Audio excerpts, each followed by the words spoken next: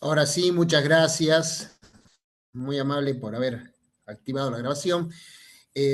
Bien, vamos a dar comienzo entonces a la clase teórica correspondiente a la asignatura Derecho Constitucional del día lunes 18 de mayo de 2026.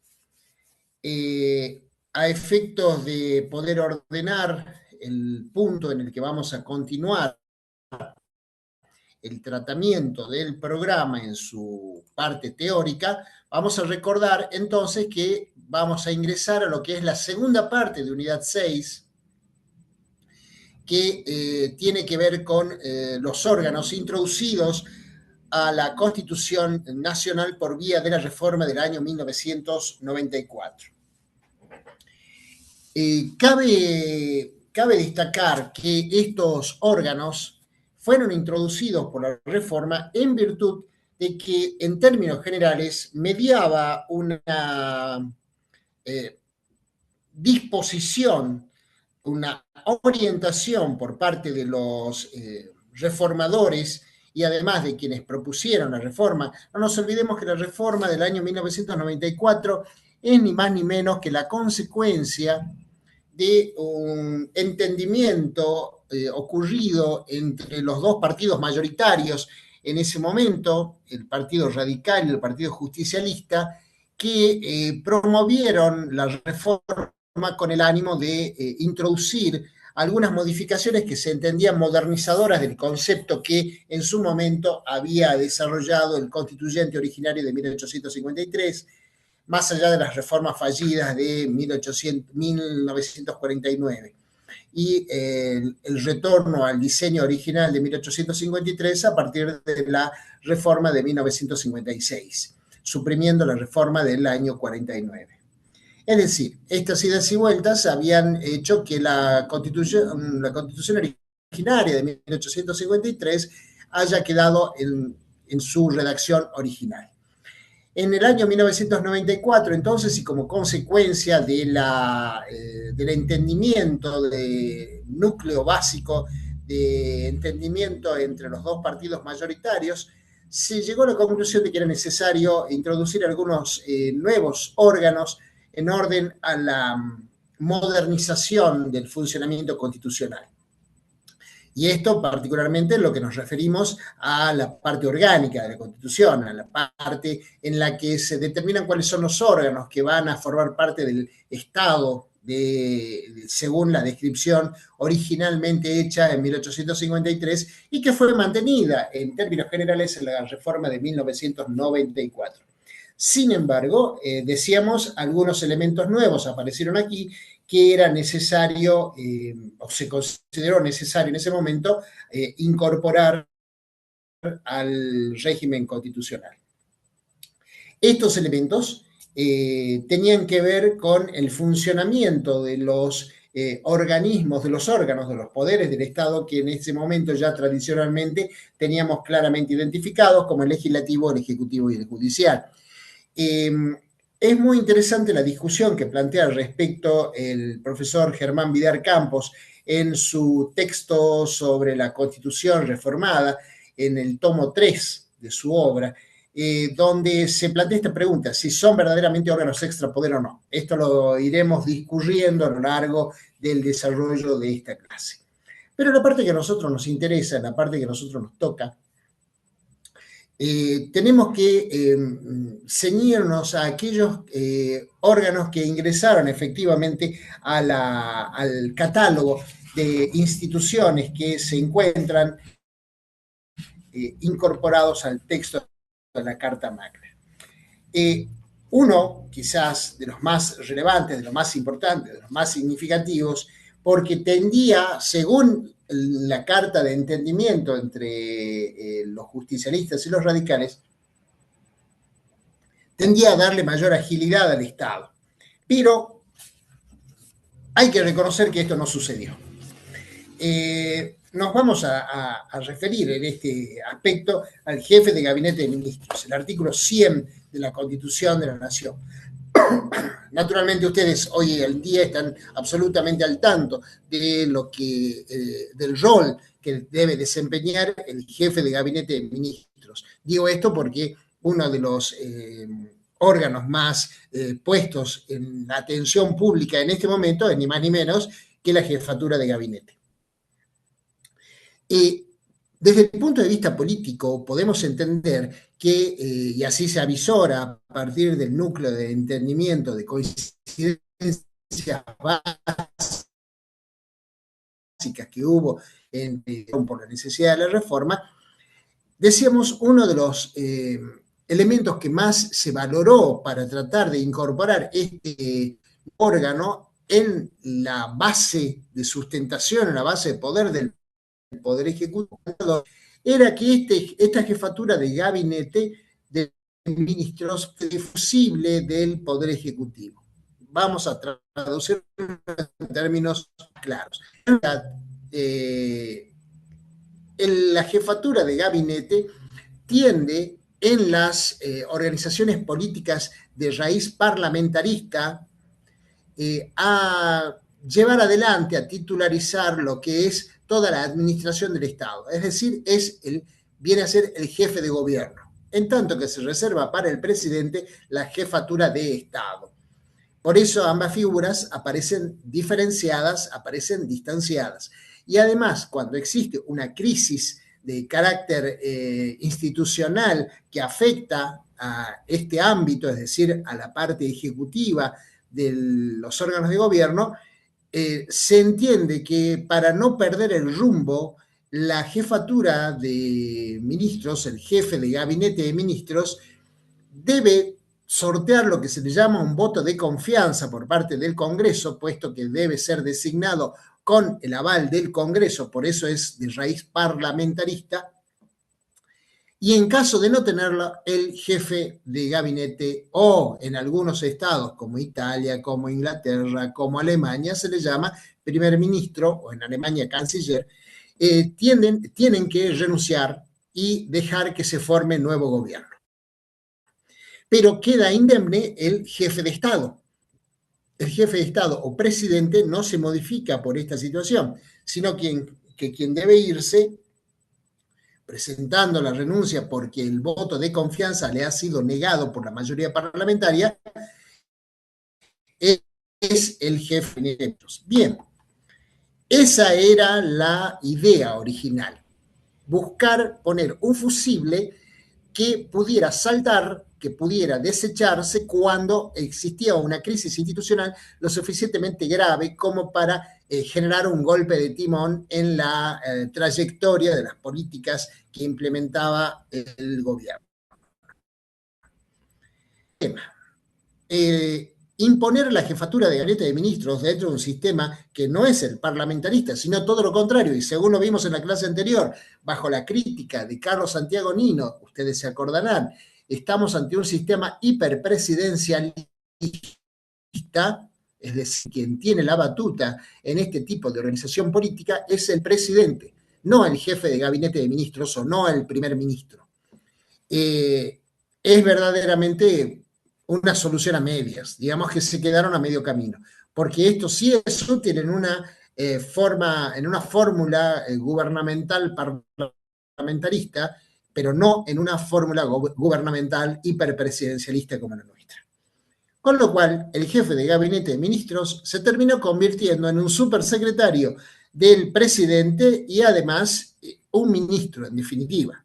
El hecho de que desempeñe la jefatura de todos los ministerios no implica una diferencia significativa a la hora de la determinación de las políticas, puesto que quien sigue llevando la voz cantante a la hora de establecer las políticas que se van a implementar, que se van a seguir, que se van a aplicar, es ni más ni menos que el presidente. Con lo cual, esa finalidad que se pretendió perseguir al reconocer a un nuevo órgano como es el jefe de gabinete de ministros fue absolutamente inocua. Para decirlo en términos bien claros y en términos políticos, no tuvo los efectos queridos, sino que simplemente creó una estructura ministerial que no hizo más que un secretario privado del... Ahora bien, ¿dónde nos damos cuenta nosotros que esa era la pretensión del constituyente derivado, es decir, del reformador de 1994?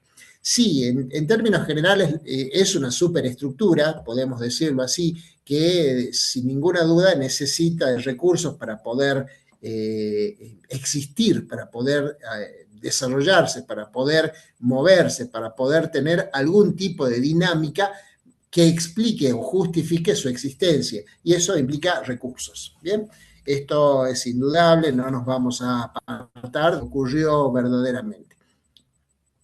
Si ustedes repasan el artículo 100 de la Constitución Nacional, habrán de ver que la jefatura del gabinete de ministros tiene una serie de roles, de competencias que le han sido específicamente asignadas por el constituyente, pero como se darán cuenta, sí ya tenía el Ejecutivo, el titular del Poder Ejecutivo. Por lo tanto, la duda, la pregunta sigue instalada, es decir, ¿para qué sirvió la incorporación en estos términos? En realidad el objetivo era laudable, pero ocurre que en los hechos esto terminó degenerando en la situación en la que actualmente nos encontramos.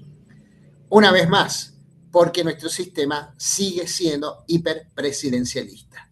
Y esto es lo criticable. Recordarán ustedes que en la clase anterior nos hemos detenido en las críticas que Carlos Santiago Nino le hace al sistema hiperpresidencialista como sumamente concentrador de poder en manos de una sola persona, que es el presidente, el titular del Poder Ejecutivo, cuando lo que se busca es que su poder no es que sea diluido, sino que sea debidamente controlado, sea debidamente encauzado para que no se produzcan los desbordes a los que el hiperpresidencialismo nos tiene acostumbrados desde hace muchos años. Decíamos, el jefe de gabinete de ministros tiene la responsabilidad de ejercer la administración general del país. Menuda responsabilidad y competencia que se le asigna según la Constitución al jefe de gabinete de ministros. Problema, la administración general del país sigue en manos directas de la presidencia de la nación, que es quien determina a través de los distintos ministerios, porque no es que le transfiere la posibilidad de comunicar estas políticas, estas directivas de políticas públicas al jefe de gabinete de ministros. Y el Ejecutivo se arroga la facultad de implementar por sí y ante sí las políticas públicas directamente con los ministerios involucrados. Por ejemplo, políticas públicas de naturaleza económica, directamente se las impone, se las imparte a las directivas al titular del Ministerio de Economía y Finanzas. A la hora de establecer políticas públicas en materia sanitaria, directamente a través del Ministerio de Capital Humano, que ha absorbido las funciones propias del Ministerio de Salud. De lo mismo estamos hablando cuando hablamos de las directivas de políticas públicas en materia educativa y así. Es decir, en definitiva, el poder sigue residiendo en manos exclusivas del presidente de la nación. Ahora bien, la administración general del país, entonces, que es la primera competencia que la Constitución le asigna al jefe de gabinete, está en manos del presidente y no del jefe de gabinete. Sí, sigue siendo porque la Constitución ahí no ha sido reformada en la parte que le corresponde al Poder Ejecutivo exclusivamente.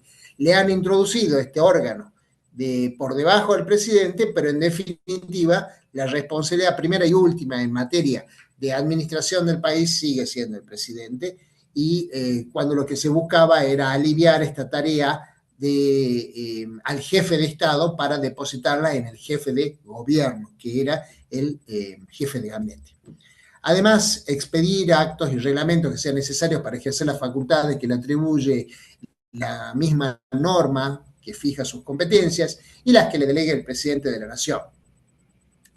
Problema que en definitiva sí refrenda los actos, pero no hay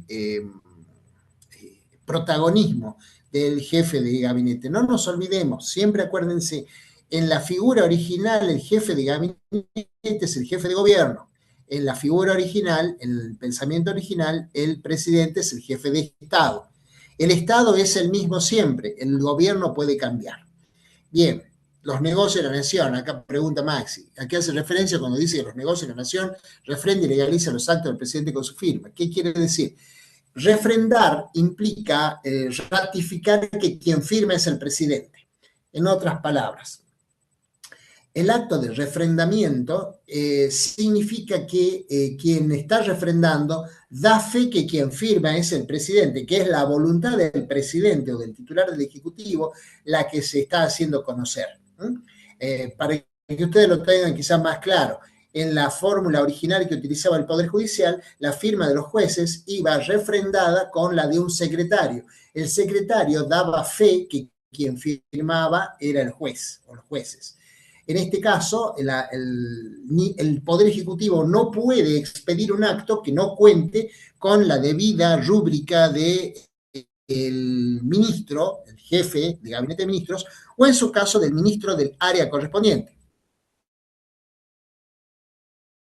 Con finalidad económica, deberá ir refrendado por el titular del Ejecutivo con más la firma del ministro del área, es decir, el ministro de Economía y Finanzas.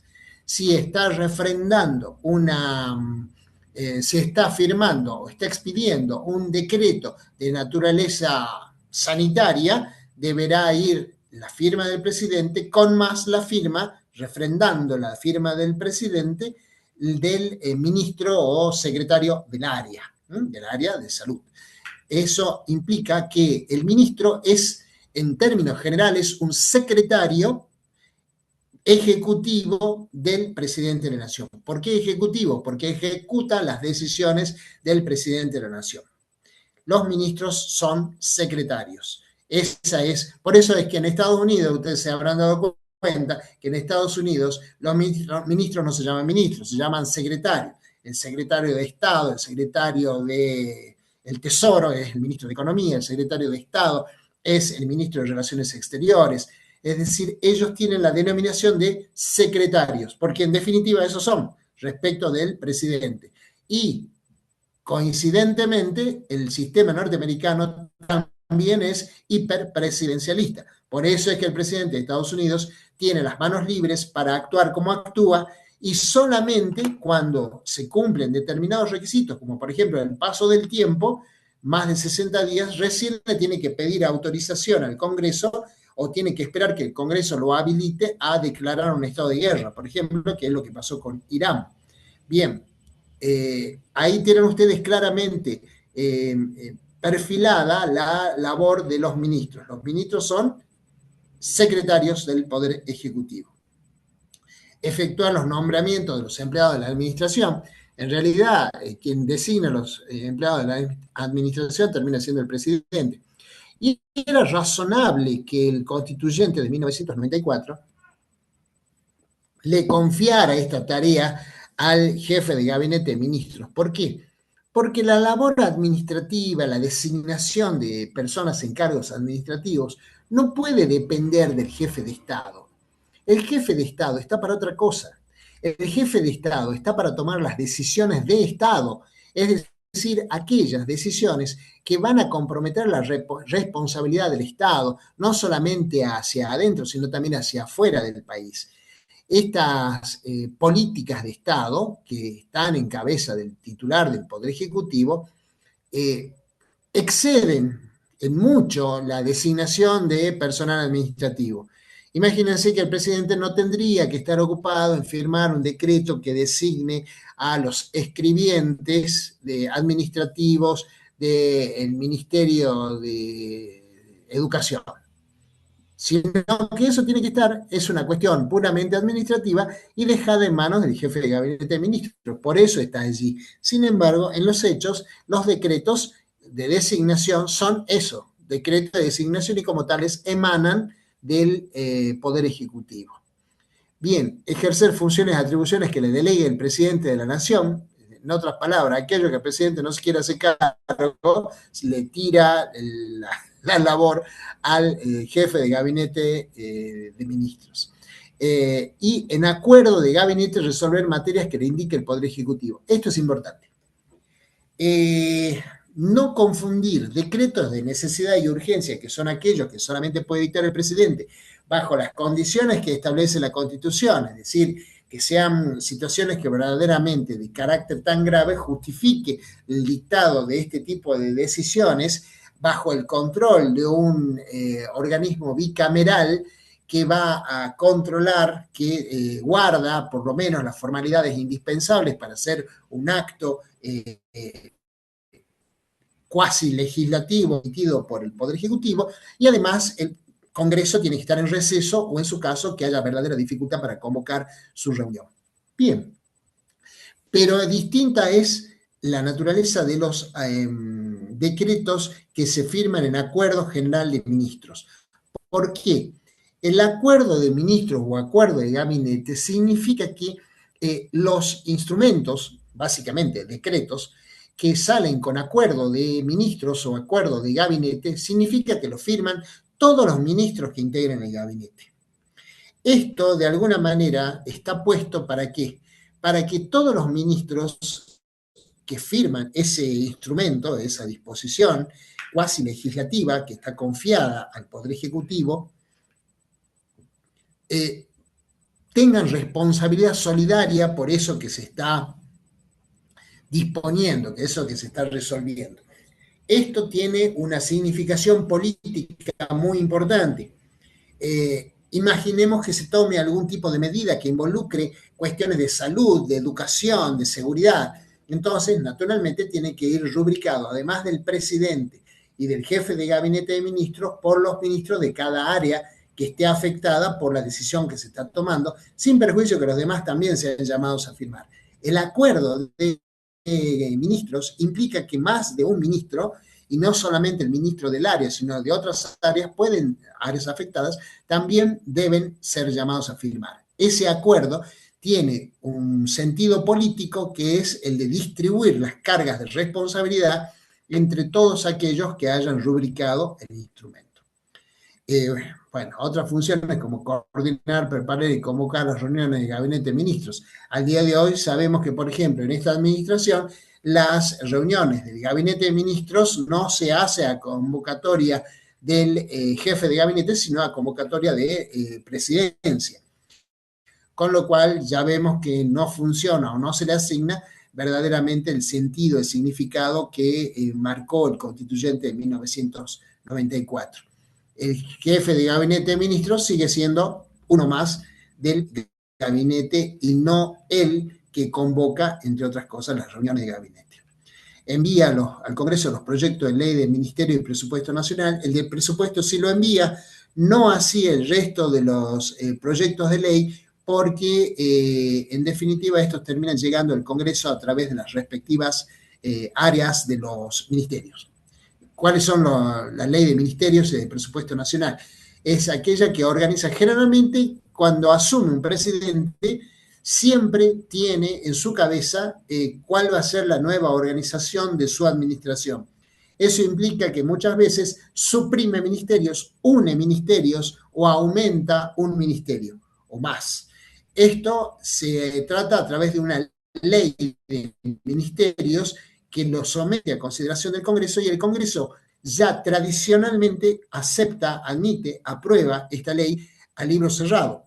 ¿Por qué? Porque existe un entendimiento político que el Poder Ejecutivo, cuando lleva su idea, su proyecto de ley sobre cómo debe organizar su administración, ha hecho ya una valoración de naturaleza política que le permite decidir o proponer esta ley. Este significado es importante, esta importancia se trasunta en que el Congreso dice: nosotros no nos metemos en esta área, te aprobamos el proyecto de ley de ministerios y vos sabrás qué vas a hacer con esta organización que estás proponiendo. Bien, por lo tanto, nosotros no nos oponemos y te aprobamos a libro cerrado esta propuesta, esta postulación de estructura organizativa que haces a través del proyecto de ley y listo. Ahora sí, una vez que te lo aprobamos, hacete cargo de esa organización y dale las competencias que correspondan según corresponda. Por eso es que no se hacen objeciones a este tipo de proyectos.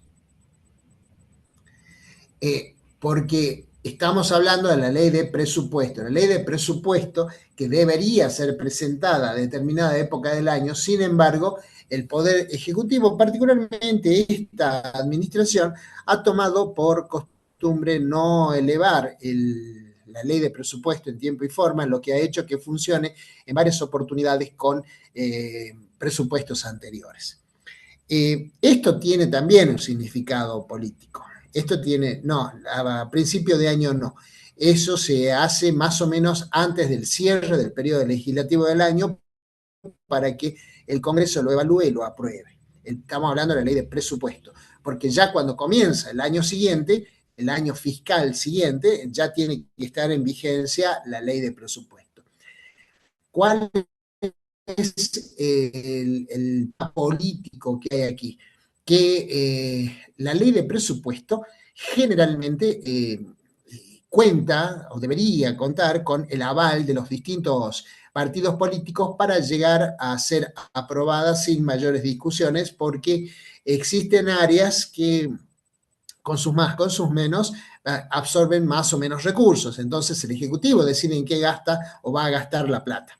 Entonces, ¿cuál es el asunto? ¿Cuál es el problema? El problema en general es que si el Congreso tiene una mayoría que no es del mismo partido que el partido gobernante, entonces naturalmente va a hacer valer su peso político para objetarle, para no aprobarle la ley de presupuesto al Poder Ejecutivo. Ahora bien, ¿puede un partido, puede un Estado gobernarse sin presupuesto? No, no, no puede gobernarse sin presupuesto. Lo que ocurre es que, y por eso es que cuando no hay aprobación de la ley de presupuesto, se da por vigente la del año anterior. Por supuesto, sí, tiene que haber un plazo para que puedan examinar el presupuesto y puedan emitir su dictamen favorable o no, pero no nos olvidemos que la ley de presupuesto, una vez ingresada, tiene que ir a comisión. ¿Qué comisión? En realidad va a comisiones porque la ley de presupuesto, al prever los gastos que se van a hacer, las inversiones que se van a hacer en todas las áreas, absolutamente todas las áreas del Estado, debe o involucra a aspectos sanitarios, educativos, de seguridad, de defensa, productivos y demás. Por lo tanto, pasa por casi todas las comisiones del Congreso, lo que lleva su tiempo, y de esa manera se van juntando los dictámenes favorables para llevar la ley al recinto y obtener la votación favorable esperada. Pero, como digo, si el Ejecutivo no cuenta con las mayorías necesarias, seguramente va a tener algún tipo de objeción al respecto. Más allá también de que es posible que se le requieran explicaciones al Ejecutivo y particularmente a los ministros de cada área respecto de los gastos que están pensando hacer en tal o cual área.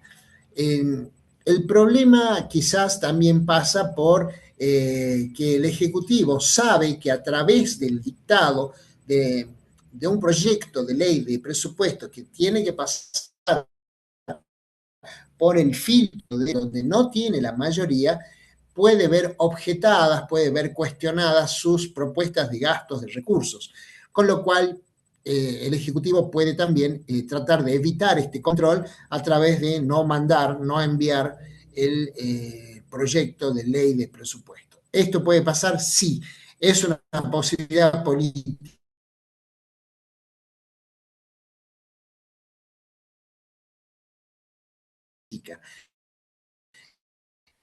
Y, y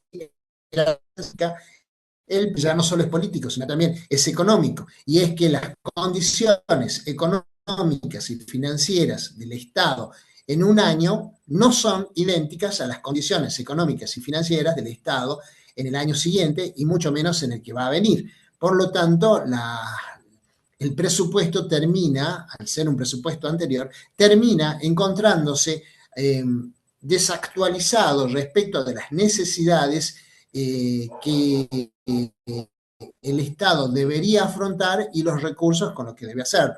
Bien.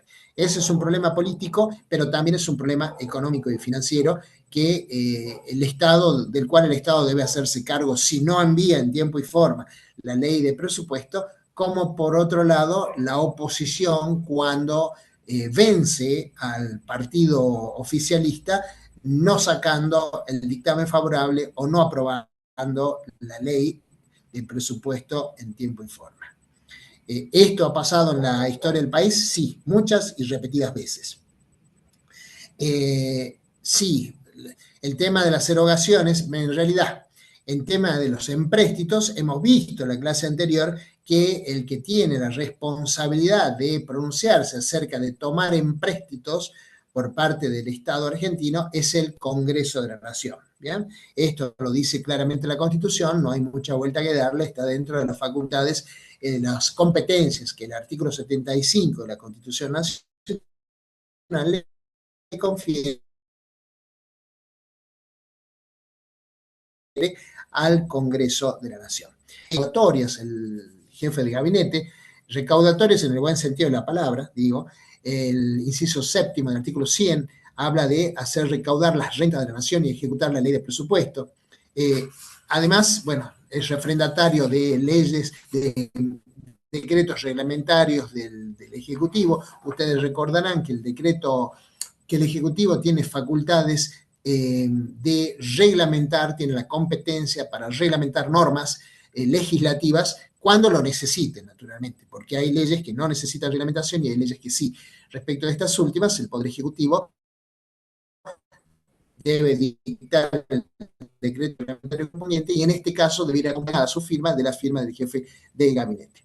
Bien, bueno, luego producir informes y demás para mantener debidamente actualizada la información que maneja el Congreso de la Nación. Por eso es que anualmente el secretario debe comparecer ante el Congreso de la Nación para rendir su informe. Esto ha pasado hace apenas unos días atrás por parte del jefe de gabinete ante el Congreso de la Nación. Y debe informar al Congreso sobre lo hecho y sobre lo que se proyecta hacer. Y naturalmente al jefe de gabinete darle las preguntas que estime menester. Estas preguntas son anticipadas por escrito al jefe de gabinete, son sintetizadas en lo que hace a sus respuestas, porque imagínense, muchas veces se hace más de 3.000, 4.000 preguntas y contestarlas lleva todo el periodo legislativo, es un absurdo. Entonces lo que se hace es una síntesis de las preguntas para poder responderlas más o menos en bloque y luego lo que sí tienen el uso de la palabra los legisladores para formular preguntas in voce como título aclaratorio, ampliatorio respecto de alguna respuesta que haya dado el jefe de gabinete a las preguntas formuladas previamente con carácter escrito, de manera escrita. Esto en lo que hace entonces la jefatura de gabinete, que ha sido así introducida en la reforma de 1994. Ahora bien, no fue el único organismo introducido por la reforma del 94.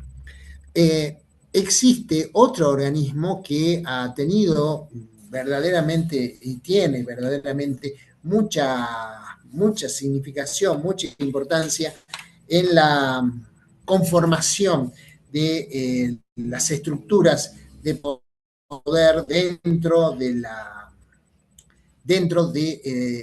la parte orgánica de la Constitución. Este organismo al que nos vamos a referir es el del Consejo de la Magistratura. El Consejo de la Magistratura no existía con anterioridad a la reforma de 1994.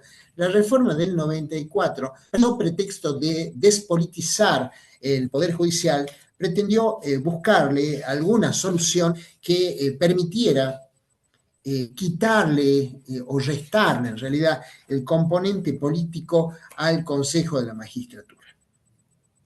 Problema.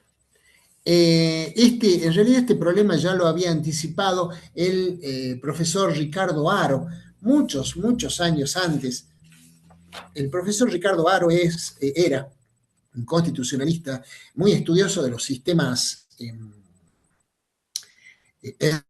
europeos, sistemas constitucionales europeos, y él ya había anticipado algo que se hizo en realidad en la formulación del Consejo de la Magistratura. Primero y principal, ¿dónde está inserto el Consejo de la Magistratura dentro de nuestra Constitución? En los artículos 114 y 115. Particularmente el 114, dado que el 115 se refiere al proceso de remoción de los integrantes del Poder Judicial. Pero el profesor Ricardo Haro había notado lo siguiente, estudiando los sistemas de designación y remoción de jueces en países europeos como Italia, como España.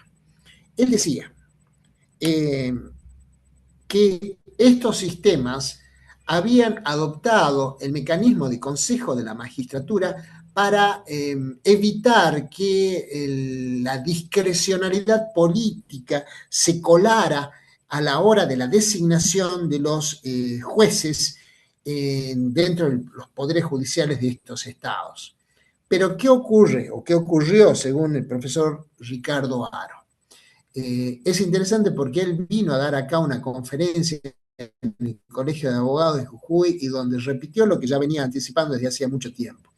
Dijo lo siguiente, dijo que aquella macro discusión política que se daba a efectos de designar jueces con intervención del Poder Ejecutivo y de los poderes legislativos, en realidad terminó transformándose en una discusión micro llevada en los mismos términos políticos, solamente más reducidos, a este organismo que contaba con representación de los poderes ejecutivo, legislativo, sumándole otros estamentos como el estamento de los abogados, el estamento del Poder Judicial o de los jueces y el estamento académico. Es decir,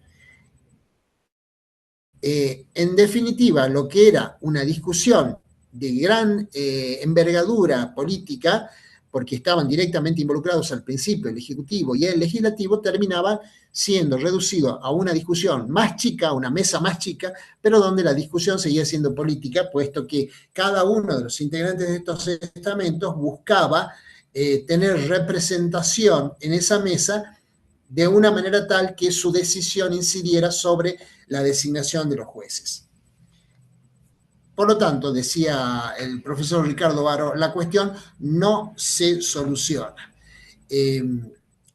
Que juegan a la hora de la construcción del Consejo de la Magistratura una serie de pretensiones que se hacen evidentes en esto. Primero y principal, ¿dónde vemos nosotros que se hace evidente esta discusión? Que a partir del año 94 se comenzó a discutir sobre distintos proyectos de ley para reglamentar el Consejo de la Magistratura. Porque fíjense una cosa, el constituyente derivado, el constituyente de 1994, fue muy precavida de determinar cómo se iba a conformar ese Consejo de la Magistratura, es decir, quiénes iban a tener representación en el Consejo de la Magistratura. Dijo, esto estará librado a una ley que dicte el Congreso de la Nación. Esto en el barrio tiene un nombre, eso se llama patear la cosa para adelante, ni más ni menos. Patear la cosa para adelante y dejarla en la cancha de los legisladores, porque es una ley. Esto es a lo que se refiere el constituyente al dejar planteada por una ley especial, dice. El Consejo de la Magistratura regulado por una ley especial, sancionada por la mayoría absoluta, la totalidad de los miembros del Congreso. Dice, nosotros lo creamos, ahora ustedes arréglense sobre cómo lo van a organizar. Ni más ni menos. años. Bien. ¿Cuál es la importancia de esta decisión? Que quedó creado el Consejo de la Magistratura, es decir, había que darle forma. Ahora, ¿dónde nos damos cuenta que todas estas discusiones se plantearon? Porque el legislador tardó 11 años en sancionar la ley que regula aquello que el constituyente había de ponerse cuáles eran los porcentajes, los porcentuales, las representaciones. ¿Qué tiene de importante? Tiene de importante que se trató de extraer de la discusión en el ámbito del Congreso, porque antes se debatía particularmente en el Senado, ahí se discutía, porque era el que otorgaba el acuerdo o no lo otorgaba para los jueces y demás magistrados del Poder Judicial. Lo sacó de ese ámbito para llevarlo a otro ámbito de discusión, que es el Consejo de la Magistratura, con algún grado de representación.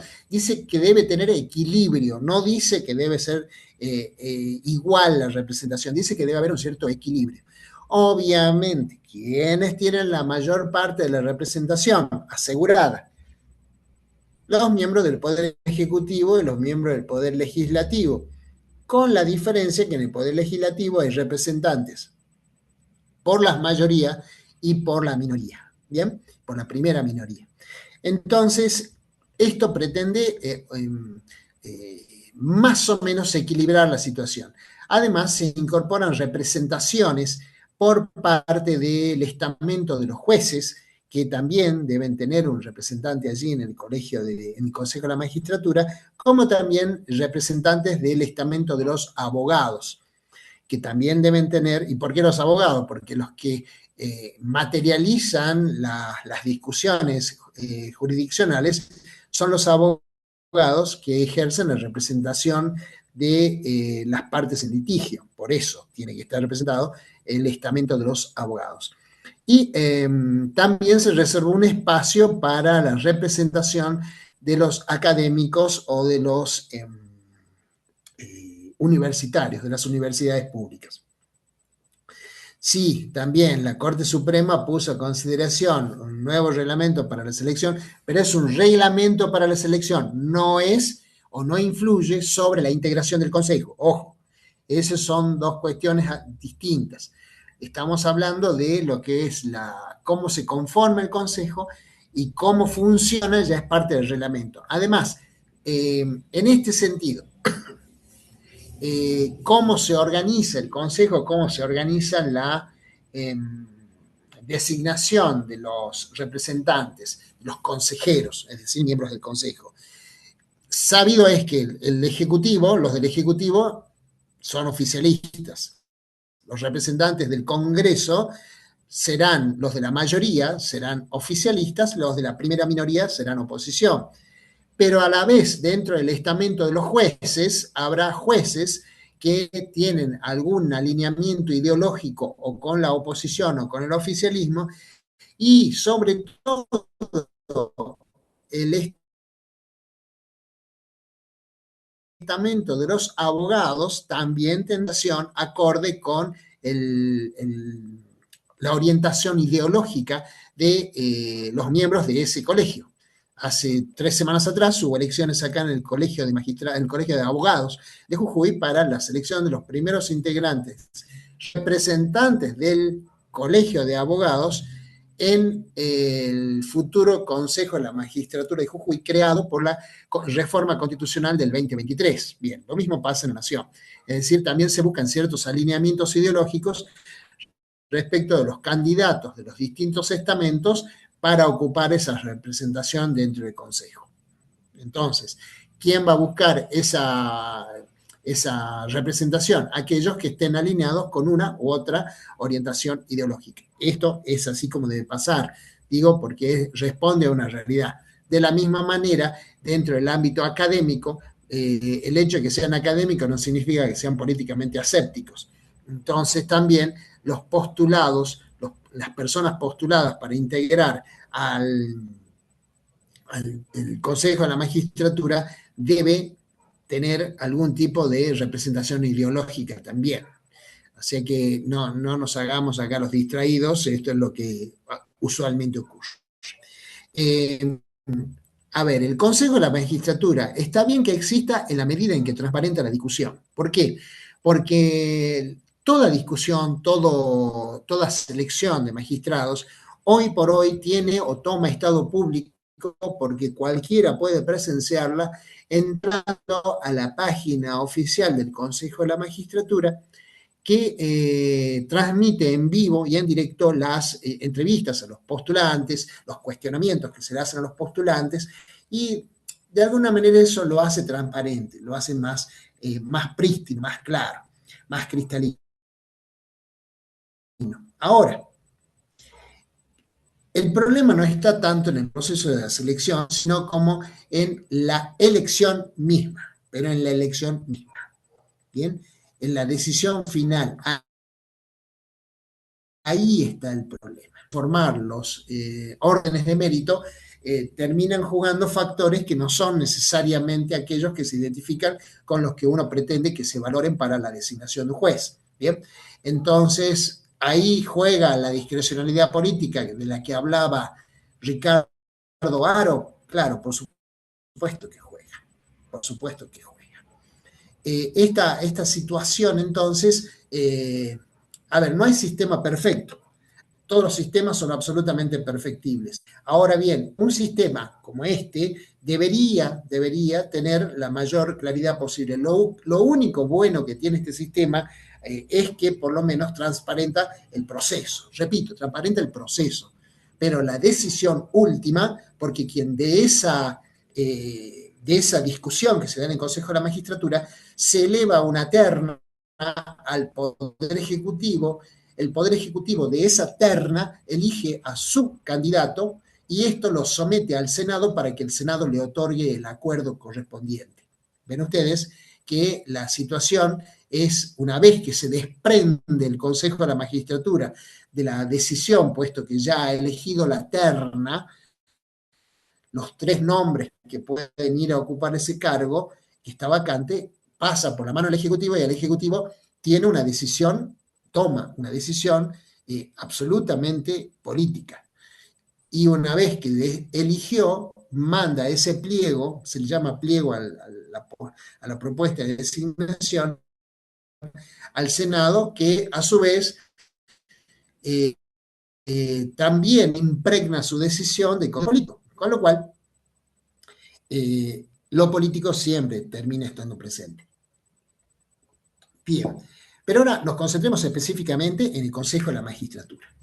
Porque el Consejo de la Magistratura, dice Vidar Campos, a quien mencionamos al principio de la clase, Vidar Campos, en su tomo 3 de la Constitución Reformada, dice: parecería que el Consejo de la Magistratura no se encuentra comprendido dentro de los órganos del Poder Judicial. ¿Por qué? Porque la vieja fórmula que tenía la Constitución original de 1853, que dice que el Poder Judicial está constituido por la Suprema Corte y los órganos, los tribunales inferiores, eso no fue modificado, da a entender que son los únicos que integran el Poder Judicial, es decir, tribunales jurisdiccionales, empezando por la Corte y los tribunales inferiores. ¿Por qué el constituyente original, y esto lo ha mantenido el constituyente derivado de 1994, hablaron de tribunales inferiores directamente, no mencionaron si eran juzgados unipersonales, si eran tribunales, de qué naturaleza, de qué fuero y demás? Porque entendió el constituyente original de 1853 que esta es una decisión puramente legislativa. Es decir, es una decisión que le incumbe exclusivamente al legislador el determinar cuándo, dónde era necesario crear un tribunal, crear un juzgado o además otros magisterios vinculados, como por ejemplo defensores o fiscales. Entonces, el constituyente hizo que el constituyente se refiriera a Corte Suprema y tribunales inferiores, los que el legislador determine según las necesidades de cada caso. Por eso es que cada tribunal, cada juzgado es creado por ley. con el presupuesto correspondiente y con su dotación de personal correspondiente, pero por ley. El constituyente solamente habla de tribunales inferiores. Bien, esta situación, esta circunstancia de que el constituyente deja o termina o delimita su decisión exclusivamente a decir esto es lo que forma el Poder Judicial, y luego el Consejo de la Magistratura aparece recién en el artículo 114. Con lo cual, teniendo en cuenta las competencias que se le dieron al Consejo de la Magistratura, da la impresión, dice Vidal Campos, que no forma parte del Poder Judicial. Bueno, pero razona Vidal Campos de esta manera. Dice, la Constitución ha establecido que el Poder Judicial será ejercido por la Corte Suprema y los tribunales inferiores, pero solamente a los fines jurisdiccionales. Es decir, para realizar el rol jurisdiccional, aquel del que hablamos en la clase anterior respecto de qué es lo que hacía cada poder del Estado. Bien. Pero el Consejo de la Magistratura sí forma parte del Poder Judicial en la medida en que debe cumplir los distintos roles o competencias que le asigna la misma Constitución en el 114 y luego también en el 115. ¿Cuáles son esos roles? Uno de los cuales en particular fue sumamente discutido. Por un lado, la formación de los cuadros judiciales. ¿Qué quiere decir esto? Que el Consejo de la Magistratura tiene la competencia para llamar a concurso, para tomar los exámenes de oposición, para valorar los antecedentes de cada uno de los aspirantes, para hacer las entrevistas personales y para conformar un orden de mérito del cual extrae una terna que le somete a consideración del Poder Ejecutivo. Es decir, tiene una función básicamente de conformación, de integración de los individuos que van a conformar el Poder Judicial. También tiene una función de remoción o de disciplinamiento de los magistrados que forman parte del Poder Judicial. ¿Cómo? Porque dentro del Consejo de la Magistratura se tramitan los sumarios que se le hacen a los jueces, a los fiscales, a los defensores, en razón de algún incumplimiento, alguna inobservancia grave de su deber o de sus deberes, y que por lo tanto merecen ser investigadas a través de un sumario. Este sumario es un sumario de naturaleza administrativa y puede tener como consecuencia la aplicación de una sanción menor o puede tener como consecuencia la remoción.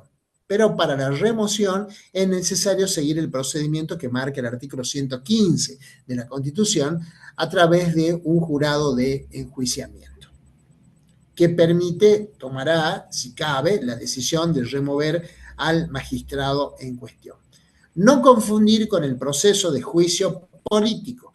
El proceso de juicio político solamente es aplicable al presidente, es aplicable al jefe de gabinete de ministros, es aplicable a los jueces de la Corte Suprema de Justicia de la Nación y es aplicable al Procurador General de la Nación y al Defensor General de la Nación. Es decir, a las cabezas máximas de los poderes del Estado en el ámbito ejecutivo, en el ámbito judicial. Eso es juicio político y está llevado adelante por el Congreso de la Nación. Recordemos lo que vimos en la clase anterior, que decíamos que la Cámara de Diputados tiene el carácter de órgano acusador y la Cámara de Senadores de órgano juzgador. En cambio, para los jueces inferiores funciona el proceso de remoción a través del jurado de enjuiciamiento que se conforma según lo manda el artículo 115 de la Constitución Nacional. Entonces, tiene una competencia de estructuración del Poder Judicial. Tiene también una competencia disciplinaria, según dijimos. Puede sancionar a jueces, a magistrados, a defensores, a fiscales, por algún incumplimiento o inobservancia grave de sus deberes. También señala, sí, justamente eso, vamos al último punto, Eduardo, que tiene ha tenido un fin bastante triste realmente. Eh, decíamos, para seguir con el orden, decíamos entonces que tiene un poder disciplinario, pero también tiene un poder reglamentario. ¿Qué implica el poder reglamentario? Implica que el Consejo de la Magistratura puede dictar reglamentos para el Poder Judicial. Y aquí comienza el origen, este es el origen de la disputa entre la Corte Suprema y el Consejo de la Magistratura. Puede dictar reglamentos, reglamentos naturalmente de naturaleza administrativa, desde luego, eso está claro, para el Poder Judicial. Pero el último o la última de las atribuciones o competencias que le asigna la Constitución al Consejo de la Magistratura es el que terminó de fragmentar la relación entre este órgano y la Corte Suprema, que es el poder de administración. Es el poder de administración el que generó, fue la manzana de la discordia entre el Consejo de la Magistratura y la Corte Suprema. Ahí tenemos el eje del problema. ¿Por qué? Porque el Consejo de la Magistratura, al haberle sido confiada la administración del Poder Judicial, es el que tendría que tener, según el constituyente de 1994, la posibilidad de robustecer o de debilitar algún órgano jurisdiccional. Lo explicamos claramente para que acá nadie se haga el distraído. Sí, existe un interés político, es decir, no jurídico, político, en que se investigue tal o cual tipo de actividad. Imaginemos una actividad vinculada a lo productivo, a lo comercial, se robustecerá el fuero correspondiente, el fuero civil y comercial, el que corresponda. Y si hay un interés en que no se persiga determinado tipo de delitos, se debilitará el fuero penal o algún tribunal u órgano jurisdiccional de naturaleza penal. ¿Cómo? A través de la asignación de recursos, a través del retaseo de recursos. En otras palabras, el abrir el grifo de los recursos para determinadas vertientes o fuero de la justicia y cerrarlo o achicarlo para otras. ¿Esto puede pasar? Por supuesto que puede pasar, porque depende de decisiones políticas. Bien, recordarán ustedes cuando en la clase anterior dijimos el Poder Judicial no tiene ni la bolsa ni la espada, dijimos precisamente que no se autoasigna el recurso, sino que el recurso económico básicamente le viene asignado en función o como derivación de la decisión legislativa. Y si queremos debilitar un fuero, ¿qué hacemos? No le asignamos recursos. Si queremos robustecer un fuero, le asignamos mayor cantidad de recursos. Y esto estaría en manos del Consejo de la Magistratura, según el constituyente de 1994.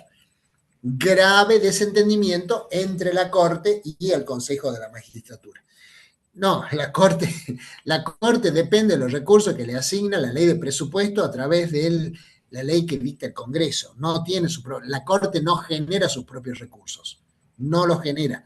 La Corte recuerden, la Corte, el Poder Judicial no tienen la espada en la bolsa, por lo tanto no dispone ni siquiera de los recursos. Lo que puede hacer la Corte es autoasignar o disponer que se asignen partidas. Ahora, de ahí a que eso se ejecute es una cosa muy distinta. Pero esto no tiene ninguna relación con lo que a nosotros nos interesa. Digamos, este fondo no tiene una asignación directa para el Poder Judicial.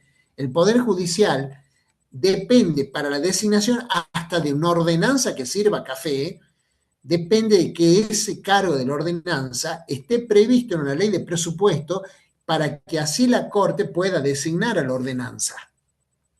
Bien, esto es fundamental entenderlo porque es por eso que la Corte, no solamente la Corte, las Cortes y superiores tribunales muchas veces se encuentran absolutamente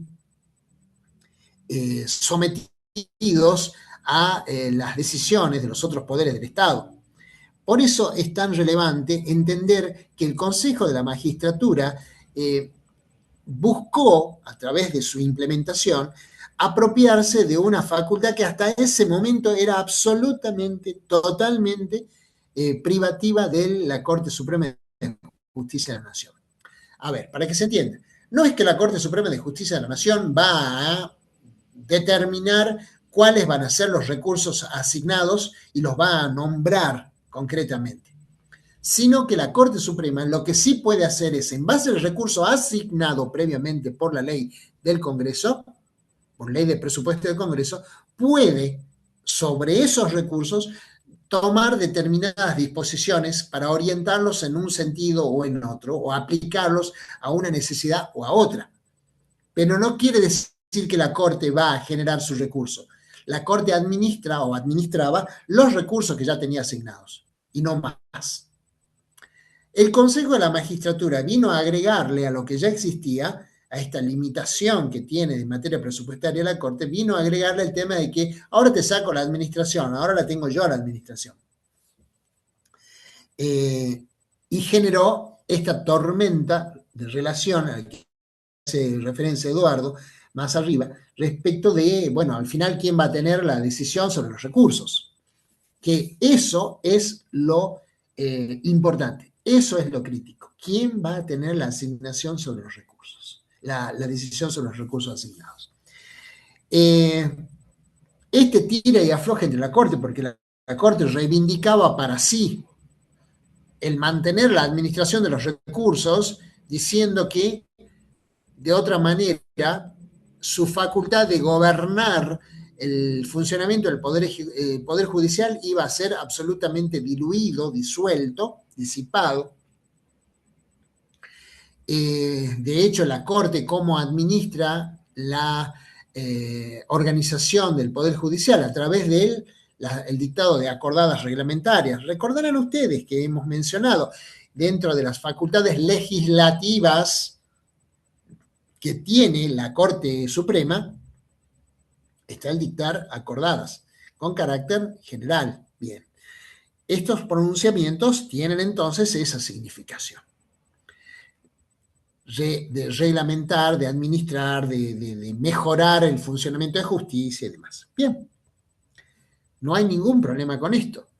Pero, entonces, ¿qué parte se iba a asignar al Consejo de la Magistratura?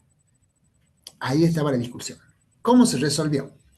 Esto fue motivo de una gran disputa durante los 11 años de presidencia de la Corte Suprema por parte de Ricardo Lorenzetti.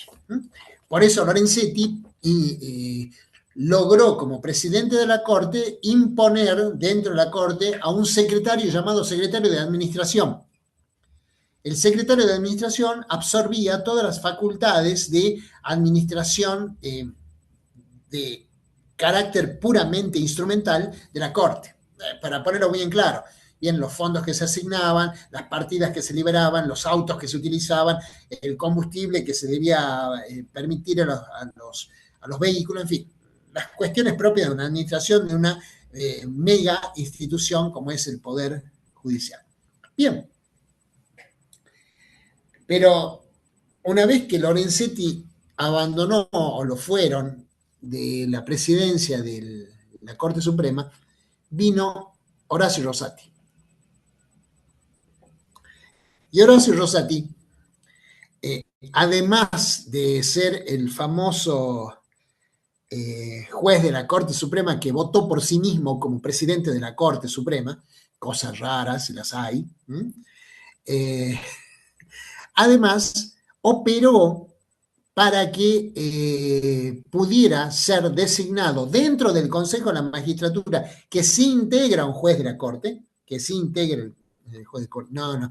El Consejo de la Magistratura no solamente no tiene edificio propio, sino que todavía no existe porque, habiéndose dictado la ley, hay una modificación ya propuesta en la legislatura. Por lo tanto, formalmente el Consejo de la Magistratura aún no existe en Jujuy, en el provincial.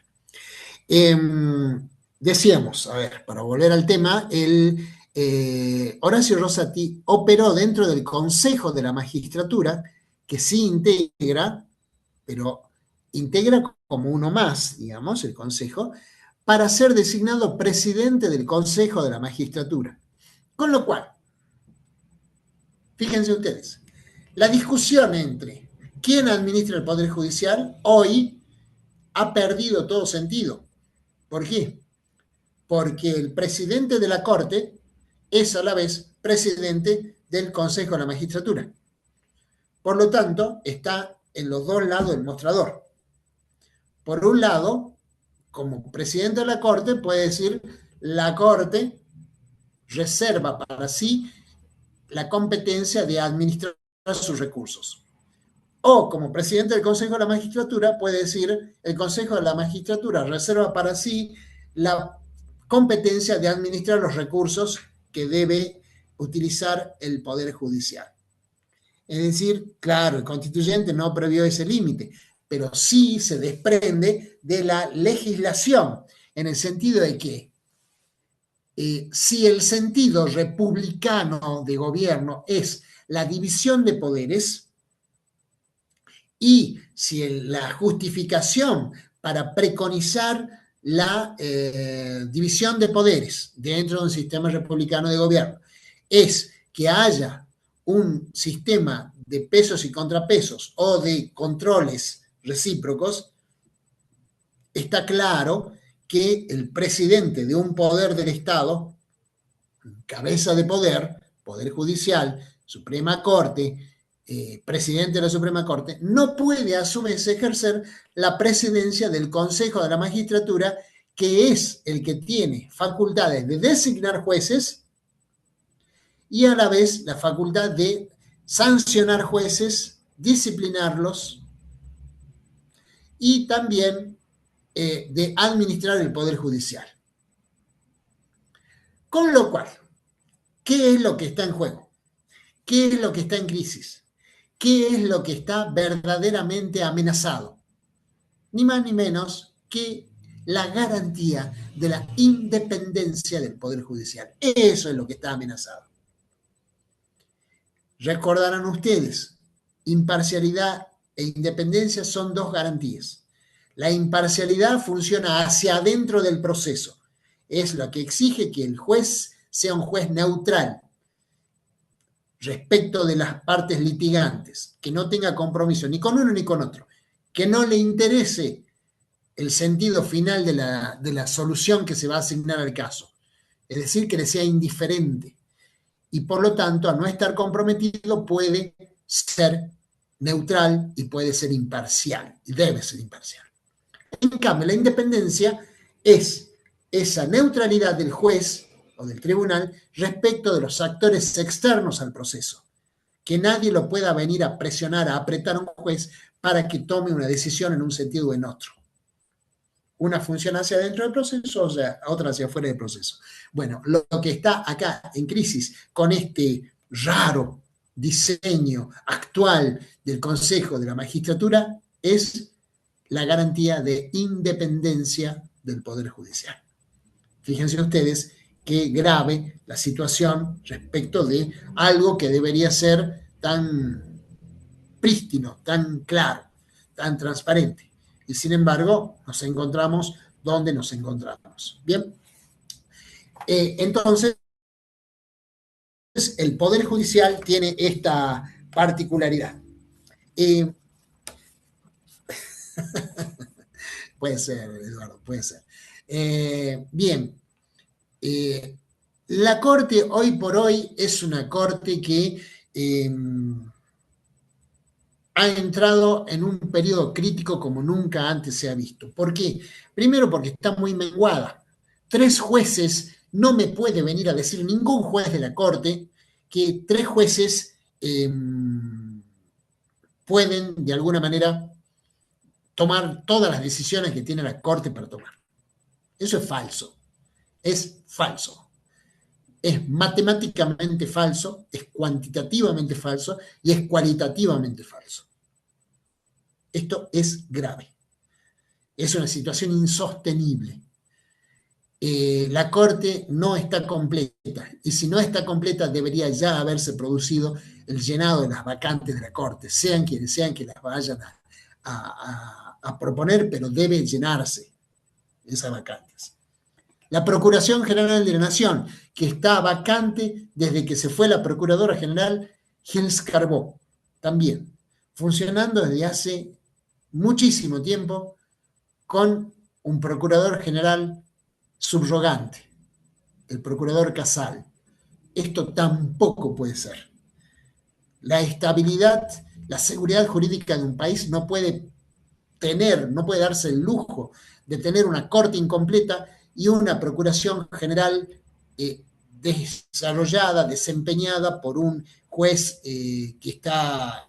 por un fiscal general que está en carácter de subrogante, de reemplazante. No puede. Esto es inadmisible a los fines de la seguridad jurídica. Por eso decíamos, esto tiene que tener algún tipo de cuestionamiento claro. ¿Bien? Por ende, la cuestión de la independencia de la Corte hoy por hoy está bastante en crisis. Y no solamente de la Corte, porque por rebote también queda en crisis la independencia de los demás tribunales, ¿bien? De los tribunales inferiores. Sí, por supuesto que hay antecedentes. La autarquía financiera, esto significa que la Corte... A ver, ¿la Corte qué implica? La Corte puede decir, nos aumentamos 2,5% el sueldo. Bien, pero eso tiene que tener repercusión, ¿dónde? En el presupuesto. Y si el Congreso dice, no vamos a aprobar esto, ¿la Corte qué va a hacer? Bien, la Corte lo que hace permanentemente cuando marca estos aumentos del 2,5, el 5, el 4, el 3%, el 2%, le manda, escuchen esto que es bastante absurdo, le manda una nota al Poder Ejecutivo para que se la transmita al Poder Legislativo a los efectos de que adopte las medidas necesarias para incrementar los sueldos del personal en el porcentaje establecido. Es decir, la Corte puede decir, le aumento 100% el sueldo. Pero si el Congreso dice no, o directamente ni lo trata, ¿cuál es el problema? Ninguno. Porque no dispone la Corte, esta autarquía financiera significa que puede manejar de alguna manera razonable los recursos que le asignan. La autarquía implica que puede manejar los recursos que le asignan, no los que no tiene. Y cada vez que necesita incrementar esos recursos, tiene que pedírselos al único poder del Estado que le puede asignar esos recursos, que es el poder legislativo a través de una norma que así lo permite. Y encima, hoy por hoy, también tiene que discutir que eso se lleve operativamente a cabo a través de, ni más ni menos, que la decisión del Ejecutivo de ordenarle al Ministerio de Economía y Finanzas que le libere los salarios. Bien. ¿Quién puede solicitar el saneamiento? En realidad, cualquier ciudadano puede solicitar a través de un amparo el saneamiento, pero ¿qué le van a decir? Usted no está directamente afectado, ¿bien? Porque los recursos son del Poder Judicial y usted no está afectado personalmente, pero cualquier ciudadano podría reclamar, pero no le van a dar bolilla, quédese tranquilo. Así esto para que ustedes tomen el debido peso de que hay un trasfondo político muy importante en las cuestiones constitucionales. ¿Bien? Por eso les dije desde el día 1, la clase 1 de esta cursada y se los vivo repitiendo. El derecho es ideológico, el derecho es político. Por lo tanto, no nos hagamos los distraídos, esto es eso. El derecho es político y el derecho es ideológico. Así que de esto no hay ninguna duda. Sí, muy probablemente. Bien.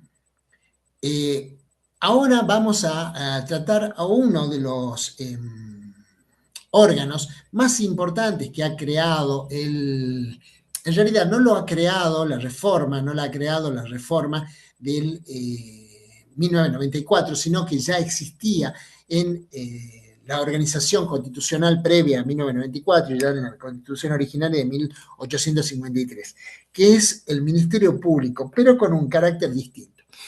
El Ministerio Público Fiscal, que ustedes conocen bajo la identificación de los fiscales acá en la provincia de Jujuy, pero que tiene el mismo contenido en todo el país, y particularmente en el federal igual, está conformado, fiscales y defensores, perdón, está conformado por dos áreas, un área de defensa y un área penal o de representación de los intereses públicos, que son los fiscales. Es decir, defensores oficiales y fiscales, o defensores públicos y fiscales. Por eso es que los ministerios públicos dentro de la Constitución comprenden el Ministerio Público Fiscal por un lado y la Defensoría General de la Nación por el otro.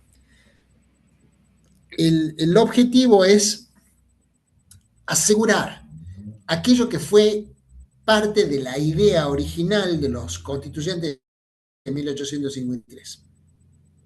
Y es lo siguiente, que la labor de los jueces, poder judicial, de los fiscales como órganos extrapoder. ¿Y por qué esto? Porque los jueces deben, en atención al principio de la garantía de imparcialidad, de independencia, deben resolver aquellos casos que los ciudadanos y los ministerios públicos les lleven a conocimiento a los jueces. Los jueces, para garantizar la imparcialidad, no deben conocer absolutamente nada de la causa o de las pretensiones de las partes. Cuando digo no deben conocer nada, digo no deben conocer nada, ni la prueba, ni los hechos, ni nada. Son las partes las que al momento de promover la acción le deben presentar a los jueces o tribunales cuál es el hecho o los hechos sobre los cuales van a discutir. Y en función de eso, y de la prueba que naturalmente deben presentarle a los jueces o a los tribunales, es que van a poder determinar quién tiene la razón. ¿Ven ustedes de qué forma tan clara el constituyente de 1853 se hizo cargo, tomó la decisión de adoptar un elemento fundamental que venía del derecho anglosajón y particularmente de la Constitución norteamericana? Recordarán ustedes que hemos dicho que la Constitución norteamericana es el gran antecedente de la Constitución argentina en la parte dogmática. Bien, esto es una prueba de lo que aquí venimos diciendo. Puesto que el constituyente entendió que para garantizar la imparcialidad e independencia de los jueces, el poder acusador, porque básicamente a eso se refería, porque el punto crítico más importante que hay de un ciudadano, de una persona frente al Poder Judicial, es el penal, cuando es acusado por haber cometido un delito, imputado por haber cometido un delito. Por eso el Poder Judicial no debe estar contaminado, no debe estar pegado al poder de un fiscal. El fiscal acusará y verá cómo prueba aquello que acusa. Y verá si en ese caso el Poder Judicial le da la razón o no. Pero el fiscal no puede ser parte del Poder Judicial. Por eso se dice que el Ministerio Público Fiscal es extrapoder, está por fuera del poder. Y además tengan en cuenta una cosa, que un fiscal incluso puede porque está dentro de sus atribuciones, acusar por delitos al titular del Poder Ejecutivo, a un diputado, a un senador, a un juez. Por lo tanto, no puede estar sometido a ningún tipo de relación con ninguno de los otros poderes del Estado. Esto no significa que no deba rendir cuentas, sí debe rendir cuentas, pero rinde cuentas a través del mismo sistema por el cual rinden cuentas los jueces, a través del Consejo de la Magistratura. Pero, en definitiva, el fiscal que debe velar por el respeto de los bienes jurídicamente protegidos, que debe velar por el respeto del orden público, no puede estar atado, ni unido, ni adherido, ni asociado a ningún poder, ningún otro poder del Estado. Por eso es que se le llama órgano extrapoder. El 120 de la Constitución en adelante es el que regula la actuación del poder del Ministerio Público Fiscal. Hay dos variantes con respecto a esto. Por ejemplo, los salteños tienen la duración de su procurador general por el término de 6 años. Al cabo de esos 6 años debe renovarse o no la designación. Esto es importante y también porque busca de alguna forma marcar algún tipo de alineamiento del Poder Ejecutivo con la política pública de persecución de los delitos. Esta situación entonces está permitida en algunos. En Santa Fe también el procurador general está comprendido dentro de un plazo de 6 años, al cabo de los cuales debe ser renovado el acuerdo o en su caso se va a su casa. En cambio, en otros sistemas, como por ejemplo en Jujuy, el procurador general no tiene esa limitación temporal. ¿Bien? Al no tener esa limitación temporal, existe esta posibilidad de que se mantenga de manera perenne en el cargo, pero bueno, creo que en la provincia de Jujuy ha quedado debidamente en claro que esto no ha ocurrido.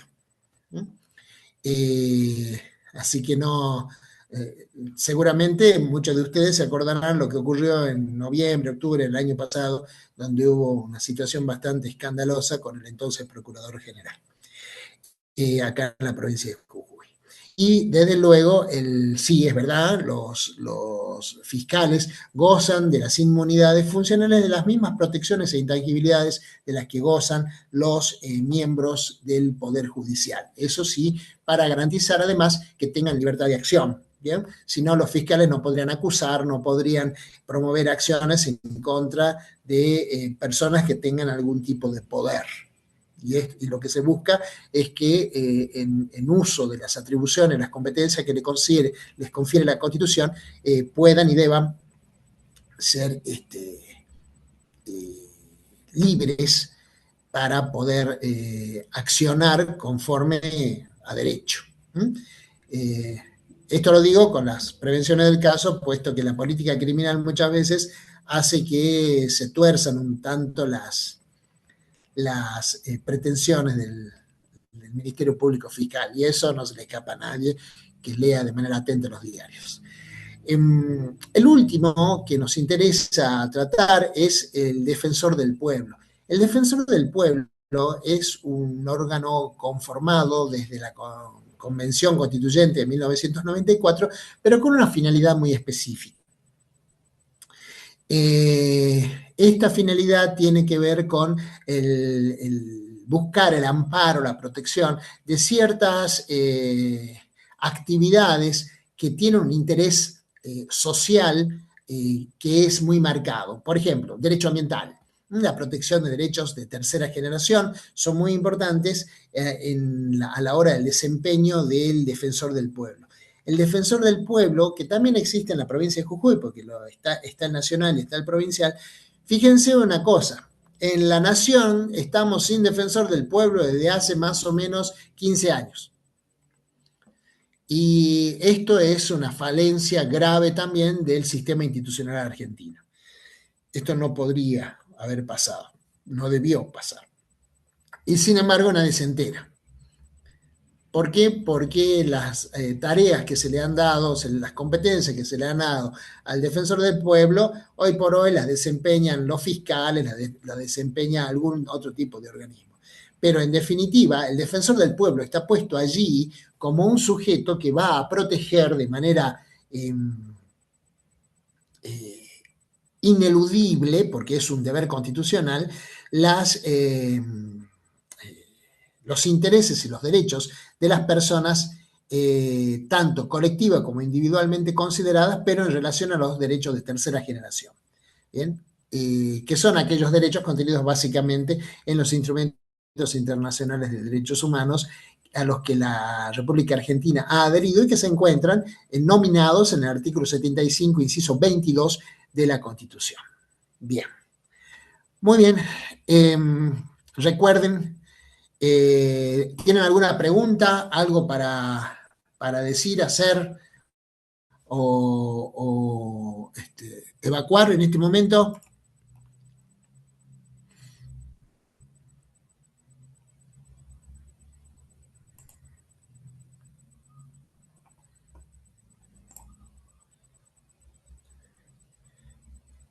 Bien.